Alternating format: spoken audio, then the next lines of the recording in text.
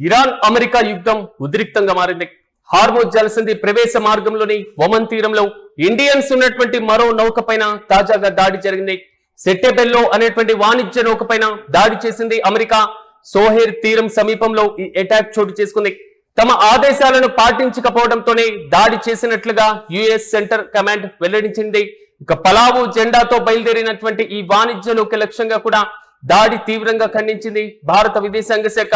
అయితే ఢిల్లీలోని అమెరికా రాయబార కార్యాలయం తాత్కాలిక చీఫ్ జేసన్ మీక్స్ కు సమన్లు జారీ చేసింది కేంద్ర ప్రభుత్వం. ప్రమాద సమయంలో షిప్ లో దాదాపు 24 మంది ఉన్నట్లుగా తెలుస్తుంది. 21 మందిని రక్షించగా 3 భారతీయులు గల్లంతయ్యారు. హార్మోజ్ జలసంధి సమీపంలో తాజాగా ఉన్నటువంటి ఉద్రిక్త పరిస్థితుల నేపథ్యంలో ఒకవైపు ఇరాన్ పూర్తి స్థాయిలో హార్మోజ్ జలసంధిని క్లోజ్ చేసినటువంటి నేపథ్యం, మరోవైపు వాణిజ్య నౌకలు కానివ్వండి ఇతర చమురు నౌకలన్నీ కూడా హార్మోజ్ జలసంధి గుండా ప్రయాణిస్తున్నటువంటి నేపథ్యంలో ఇటువైపు ఇరాన్ అటువైపు అమెరికా కూడా నౌకల పైన దాడులు చేస్తున్నటువంటి అంశాన్ని మనం గమనించాలి.